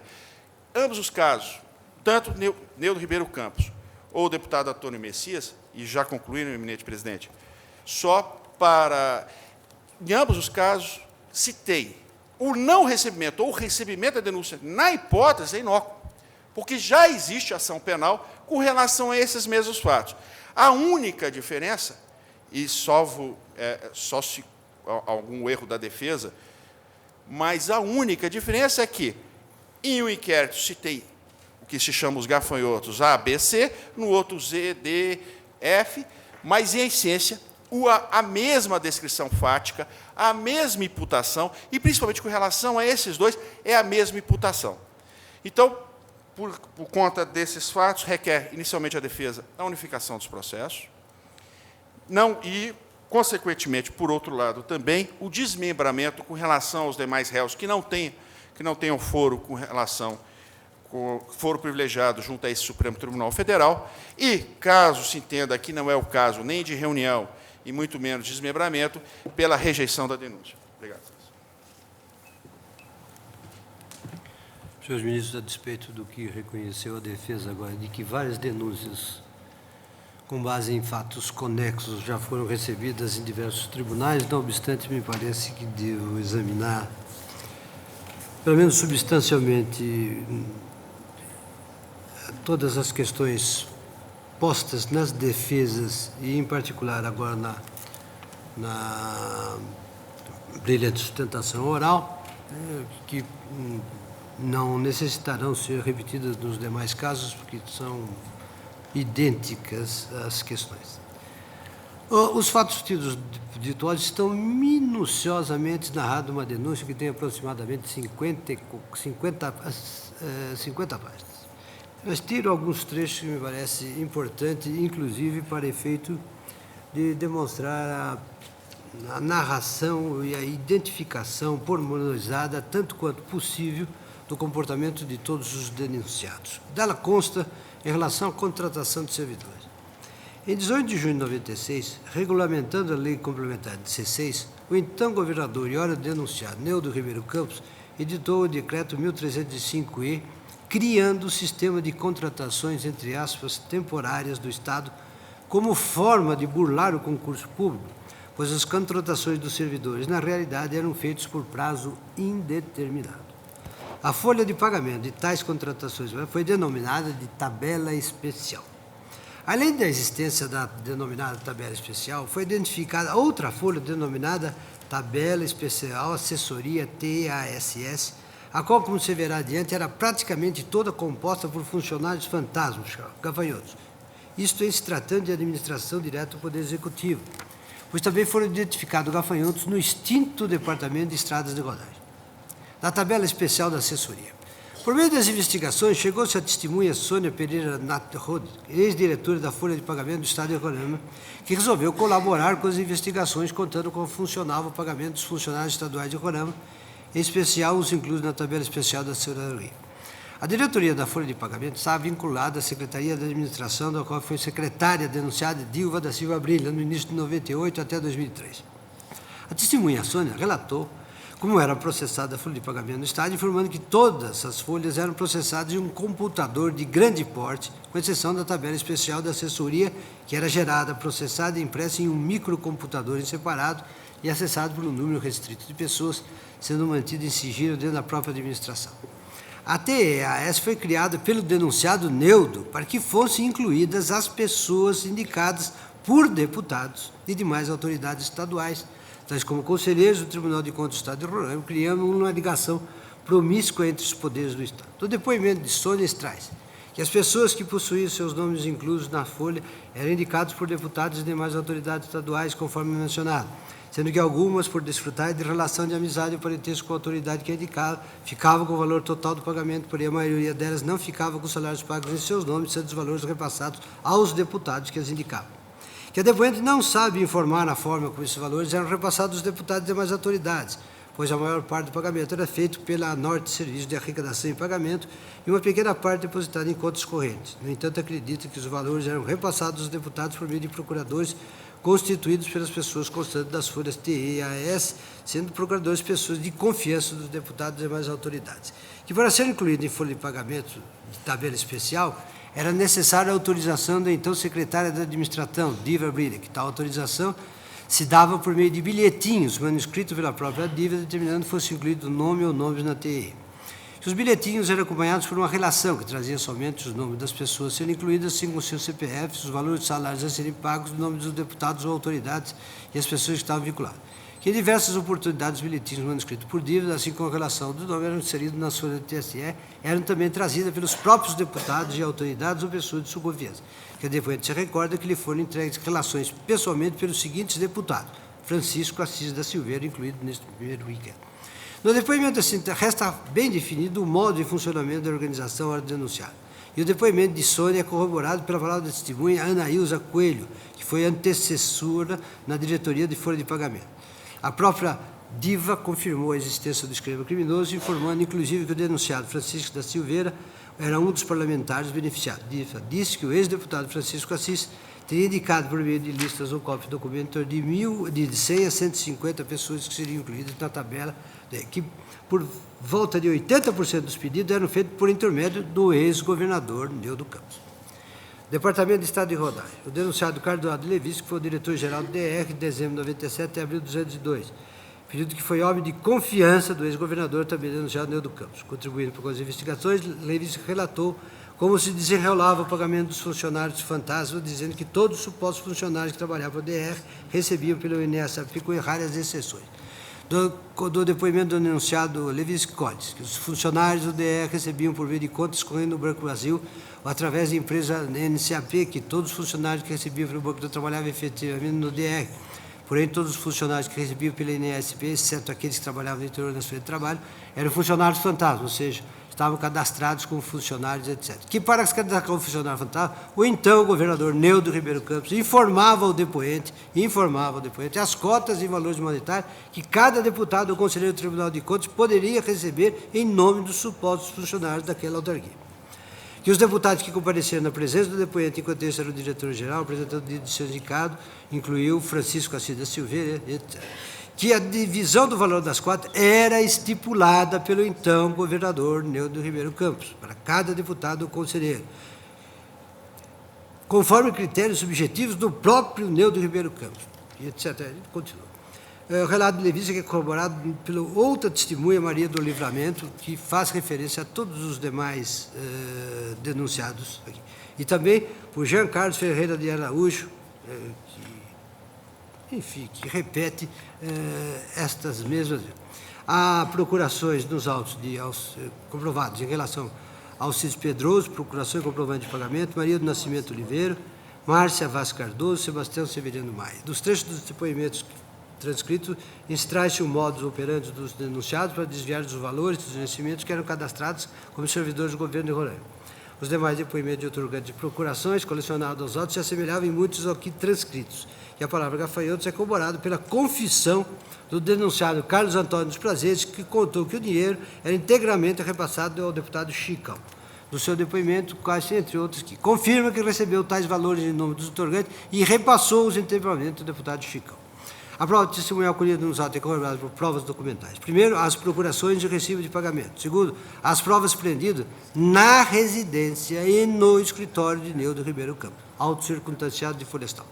Dentre os documentos apreendidos, destaca-se uma pasta contendo a relação de nomes. Junto a esta pasta havia um bilhete em papel timbrado do governo do Estado com os seguintes dizer: Governo do Estado do Rio, governador, a identificação foi feita com base na folha/setembro.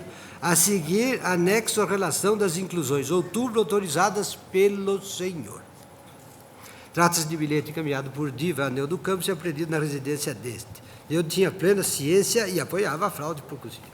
Na mesma pasta, há uma relação manuscrita de deputados federais e deputados estaduais com os valores anotados lado a lado. Na relação do quadro relativo ao deputado aparece o nome Chicão e o lado dele na coluna relativo ao valor de R$44 mil. Já na relação dos nomes referentes à tabela especial, que é bastante extensa, ocupando quase 50 páginas, enquanto lado a lado os nomes dos supostos servidores, deputados escritos à mão.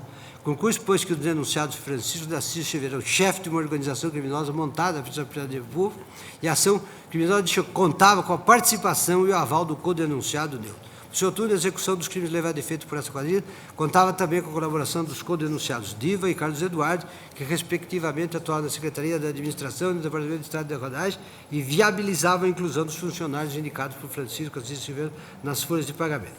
Para o recebimento do salário dos fantasmas, Chicão contava com os préstimos dos co-denunciados Carlos Antônio Cotos Prazeres e Fátima Regina. Esses denunciados, os gafanhotos, outorgavam mandato para que eles pudessem receber seu salário junto à NSP, conforme comprovavam as procurações do recibo de pagamento, chamado de chequinhos. O dinheiro repassado pelos denunciados Testas de Ferro é integralmente passado a Francisco Assis da Silveira. A prática ilícita se estendeu há vários meses de forma continuada. A informação 07203 DRR informa que a utilização de recursos do governo federal para o pagamento da folha do Estado, evidenciando que o desvio de dinheiro atingiu direta e indiretamente o interesse da União, tendo denunciado Francisco e assim recebido através de seus procuradores, Carlos Antônio e Fátima Regina, no mínimo R$ 409.235. Na materialidade, encontra-se provado através de procurações de recibo de pagamento. Da autoria, a nova referência à atuação de cada um, e que basicamente é a mesma em todos os inquéritos. Como já relatei, o Procurador-Geral da República, Antônio Fernando de Barros, ratificou os termos da denúncia. Agora analiso as preliminares arguídas pelos denunciados. Neudo Ribeiro, Diva da Silva, Francisco de Assis e Fátima Regina arguem incompetência da Justiça Federal para apreciar o feito e inépcia da denúncia por ausência de subsanção dos fatos ao tipo do 288. A meu ver, não lhe desassiste razão. É que com a eleição de Neudo para exercer cargo de deputado federal, se firmou por prerrogativa a competência originária desta Corte. No que tange a mesma competência para processar e julgar os acusados desprovidos de foro especial, invoco, porque aplicável de todo a hipótese, a decisão deste plenário no inquérito 2245, da qual foi relator o ministro Joaquim Barbosa e de cuja emenda consta. Inquérito. Desmembramento. Artigo 80 do Código de Processo Penal. Critério subjetivo afastado. Critério objetivo. Inadequação ao caso concreto. Manutenção integral do inquérito sob julgamento da Corte. Rejeitada a proposta de adoção do critério subjetivo para o desmembramento, era o critério proposto pelo então ministro Sepúlveda. Pertence, e nos termos do artigo 80 do Código de Processo Penal, fica o critério objetivo, por sua vez, é desprovido de utilidade no caso concreto, em face da complexidade do feito. Inquérito não desmembrado. Questão de ordem resolvida nesse sentido. Não vislumbro, pois, nenhum motivo relevante, nem mera conveniência, sobretudo à vista do número de acusados, da complexidade dos fatos, para o desmembramento do feito. Melhor sorte não socorre aos denunciados no que diz respeito à alegação de inépcia formal da denúncia, que atribui ao acusado a prática do delito de quadrilha urbano, tipo penal, garantir a paz pública, tomada em sentido subjetivo, como sentimento coletivo de paz e ordem jurídica, e para que, em tese, exista delito completo da Hungria, é suficiente o fato de associar mais de 3 pessoas, no mínimo 4, para o fim de cometer o crime sem necessidade sequer do começo. Daí os elementos de crime quadrilha realçados no HC 7299, da qual foi o relator o ministro Celso de Mello, que diz: há concurso necessário de pelo menos 4 pessoas, finalidade específica dos agentes, voltado ao cometimento dos delitos e exigência de estabilidade e permanência na associação criminosa. Em relação ao elemento plurissubjetivo do tiro, relevo da inicial textualmente. A quadrilha verificada neste inquérito foi constituída em caráter permanente e estável para o fim de cometimento dos crimes de peculato, vitimando a União através de convênios repassados ao Estado de Roraima e também a este diretamente. Se conclui, a quadrilha era composta pelos denunciados Francisco Assis da Silveira, Neude Ribeiro Campos, Carlos Eduardo Levisque, Diva da Silva Brilha, Carlos Antônio Costa dos Prazeres e Fátima Regina Macedo. Eu faço dou relevo aqui a circunstância de que, na verdade, eram subquadrilhas que têm uma certa autonomia, daí, aliás, uma das razões pelas quais os inquéritos foram separados. Isto é, os mentores eram os mesmos, mas os executores e os beneficiários eram diferentes. A denúncia atribui ainda essa prática de título doloso do delito peculado nos termos seguintes: agir na condição de funcionário público denunciado Neudo Ribeiro, Diva da Silva Brilha e Carlos Eduardo Levisque. A acusação, a meu ver, é apta. A Constituição, no artigo 5, inciso 55, assegura contraditória e ampla defesa com os meios do recurso, etc. E o pressuposto lógico do exercício é o direito fundamental de ser informado da imputação que pesa contra o denunciado. O direito de conhecer o teor constitui dessa forma requisito intransponível de defesa e o próprio contraditório. Em consonância com a teoria de ação, o Código de Processo Penal, artigo 41, que a acusação deva conter a exposição do fato criminoso com todas as suas circunstâncias, a qualificação do acusado ou esclarecimento pelos quais possa identificá-lo, a classificação do crime quando necessário o rol de testemunho. Deve, depois, responder àquelas 7 questões do injusto relembradas na obra de João Mendes da Almeida Júnior, que eu me excuso de. Sabedor da imputação que lhe é feita, e ciente da sentença, poderá apenas apreciar essa realidade, o acusado pode bem preparar a defesa. A denúncia formulada contra os acusados responde a todas as questões do injusto, a descrição não é genérica, nem de outro modo ofensiva à regra do 41, de modo que reputo-a formalmente apta. A denunciada Dilva pleiteia a reunião de todos os inquéritos, e esta mesma defesa é comum a outros denunciados, em particular aos acusados, cujo defensor, ilustre defensor, se manifestou há pouco nessa tribuna. Embora a defesa preliminar tenha apontado 30 procedimentos instaurados contra denunciados, segundo informações no sítio eletrônico do Supremo, apenas 12 deles se tramitam nesta Corte, sendo 2 ações penais, a 453 e 456, que já se encontram em fase diferenciada de situação processual, 2 petições, PET 3.135 e 3.136, e 8 inquéritos, cujos números eu revoco.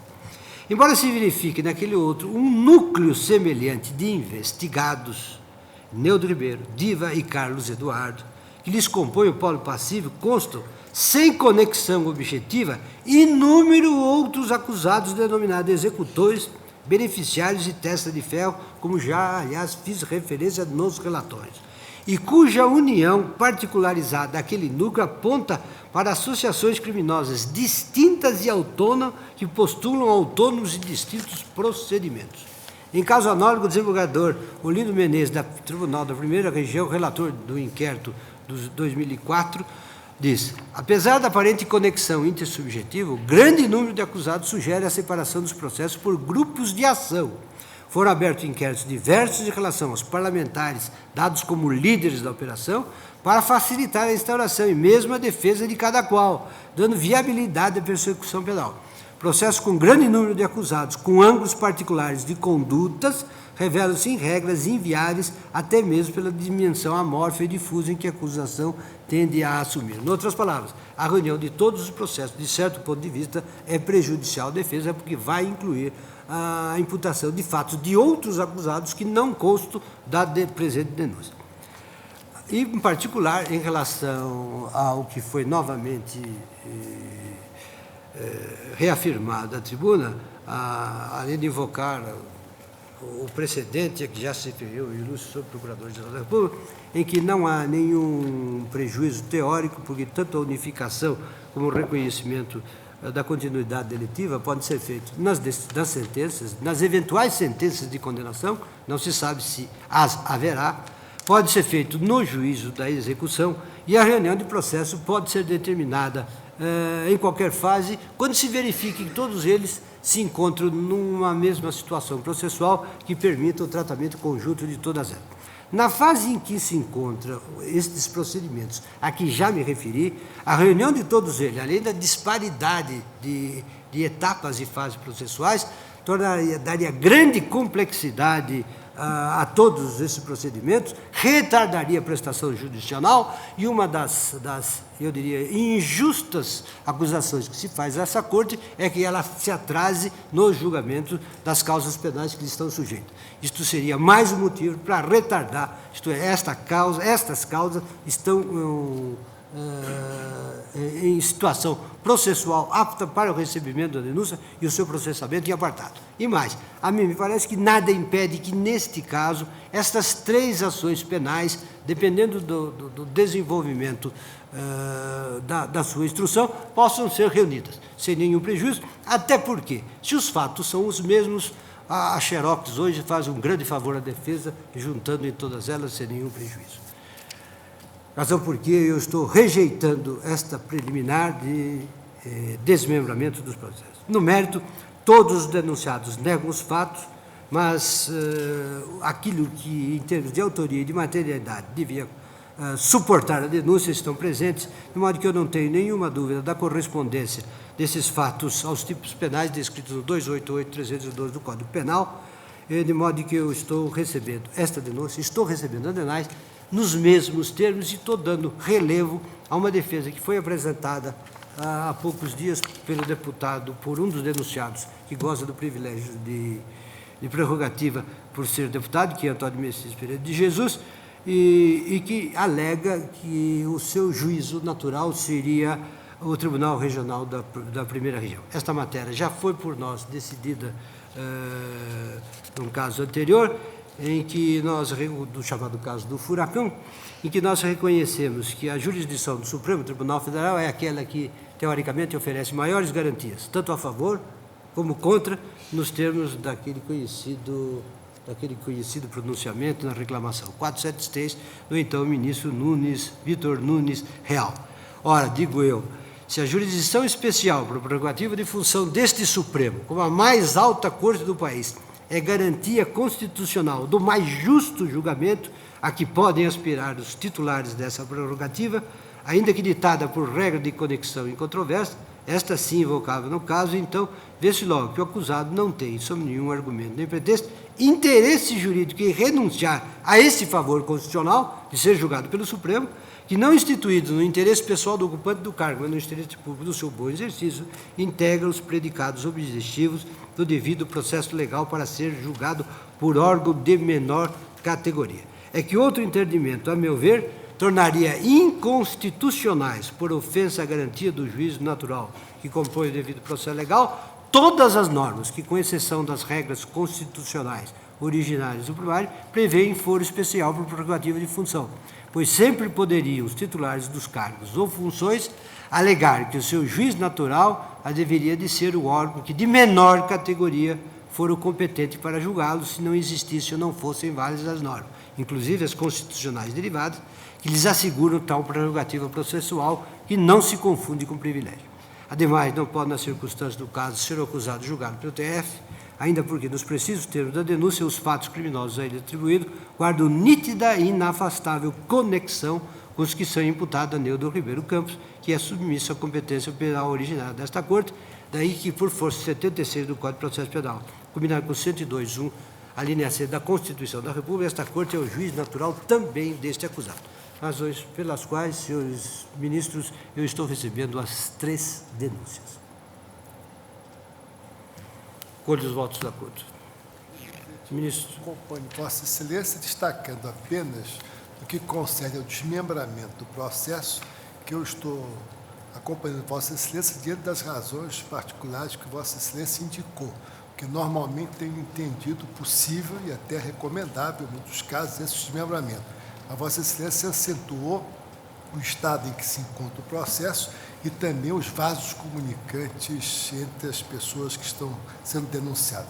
Quanto ao mérito, é suficiente o voto de Vossa Excelência e a leitura da denúncia, que deixa evidente a existência de elementos suficientes para que seja instalada a ação penal. Eu rejeito as preliminares e, no mérito, recebo as 3 denúncias. Ministro Grau. Ministro Carlos Valores. Também. Ministro Carlos Brito. Ministro Edgar. Também recebo. Presidente, peço vênia a Vossa Excelência para me manter coerente com o que tenho sustentado neste plenário. A competência do Supremo é de direito estrito e está prevista em diploma de envergadura maior, que é a Constituição Federal.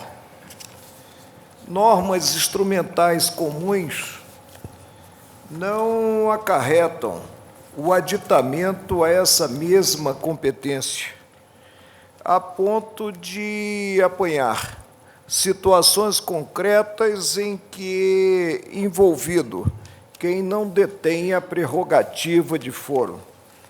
Aliás, quanto à prerrogativa de foro, a vejo como uma exceção e, por isso mesmo, interpreto as normas que a revelam de forma também estrita. A mais, temos o envolvimento de cidadãos que teriam constitucionalmente direito a certos juízos naturais. E a atração do processo para esta Corte, sem norma constitucional que a preveja, acaba por ferir de morte, é o meu convencimento, o princípio do juiz natural, o princípio do devido processo legal. Até porque nós teremos julgamento em penada única, quando normalmente é um aspecto negativo da própria prerrogativa de foro, quando normalmente se tem a possibilidade de revisão de possível decreto condenatório. Então, inicialmente, concluo que somente deve permanecer no Supremo o processo que envolve aquele que, tendo alcançado a cadeira de deputado federal, passou a ter a prerrogativa de foro. A problemática da reunião dos diversos inquéritos. E ainda estou, até certo ponto, impactado com o precedente formalizado na primeira turma. Explico melhor. Tivemos uma situação concreta em que a Polícia Federal apreendeu em certo escritório de advocacia 1.000 carteiras de trabalho, com anotações que seriam falsas. E essas 1.000 carteiras de trabalho desaguaram em 1.000 inquéritos. Os 1000 inquéritos fizeram surgir até aqui, e virão outras ações, certamente, 500 ações. 500 ações contra um mesmo acusado, colocando-se em plano secundário a ordem natural das coisas, cuja força, para mim, é insuplantável, inviabilizando-se até mesmo a defesa por parte do acusado, tendo que acorrer a inúmeras audiências e tendo também que contratar um sem número de advogados para a apresentação dessas mesmas defesas, em que pese o sistema de cópias ou o sistema no linguajar comum revelado pela Xerox. Então, creio que a organicidade do próprio direito direciona para viabilizar-se a exaustão, o exercício do direito de defesa, a reunião dos diversos inquéritos. Da tribuna, o ilustre advogado aludiu a 39 inquéritos. Vossa Excelência admitiu que 10 desses inquéritos já estão no tribunal, ou 12 desses inquéritos. E a preliminar, a meu ver, procede. Também não consigo agasalhar a possibilidade de ter-se títulos condenatórios individualizados, com penas fixadas, e o reconhecimento da continuidade delitiva não pelo juiz natural que julga a própria ação penal, mas pelo juízo das execuções penais. Distingo, presidente, a continuidade delitiva de um outro fenômeno, que este sim pode e deve ficar a cargo da vara de execuções penais, do juízo das execuções penais, que é o fenômeno da unificação das penas, para até mesmo observar-se o período máximo previsto no Código Penal de custódia do condenado. Creio que não se pode relegar parte importantíssima, porque diz respeito ao direito substancial, para a fase de execução, como é a continuidade delitiva.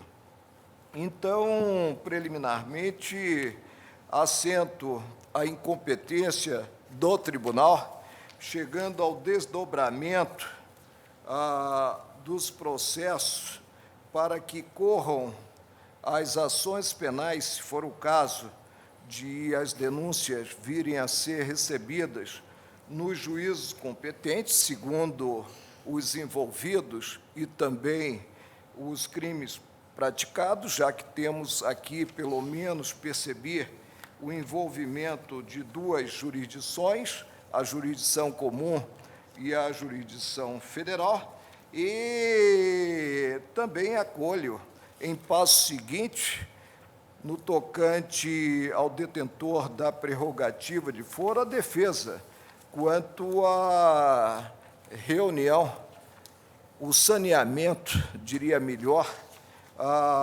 destes autos, para que venha a denúncia única com base nos mesmos fatos, afastando-se, portanto, o desdobramento verificado, desdobramento que virá a desaguar em doses homeopáticas quanto à oferta de denúncias pelo Ministério Público.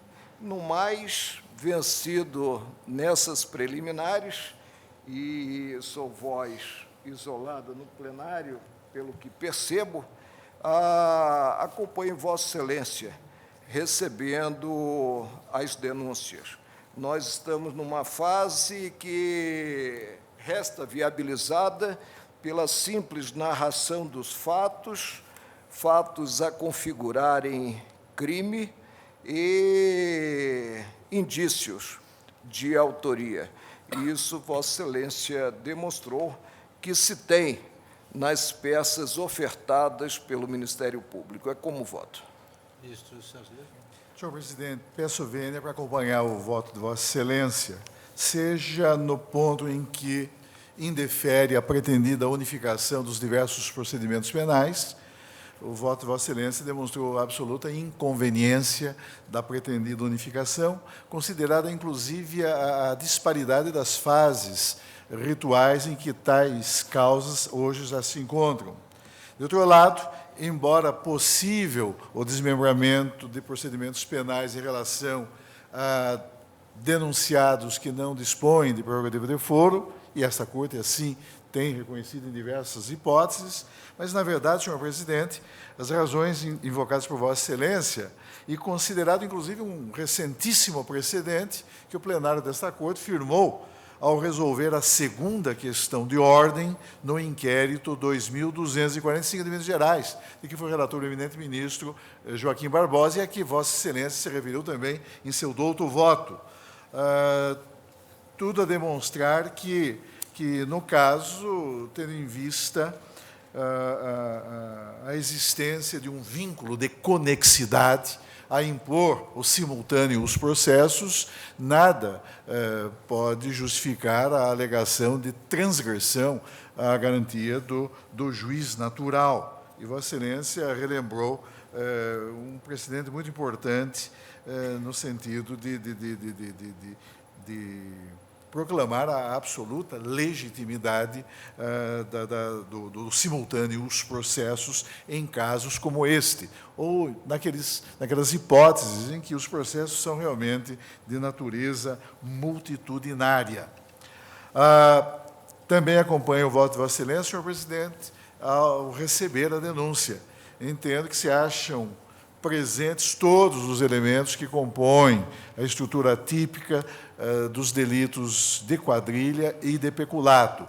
A denúncia oferecida pelo Ministério Público veicula uma descrição objetiva dos fatos, com narração precisa e clara, imputando a esses todos denunciados a suposta prática de condutas que se subsumem formal e materialmente aos tipos penais pertinentes aos delitos objeto de tais acusações. Assim, com essas breves considerações, senhor presidente, e pedindo vênia, eu acompanho o douto voto de Vossa Excelência.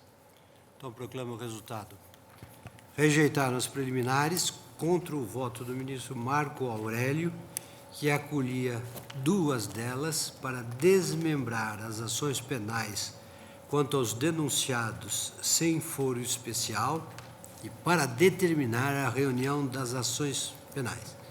E, por unanimidade, receberam as denúncias. Suspendo a sessão por 20 minutos.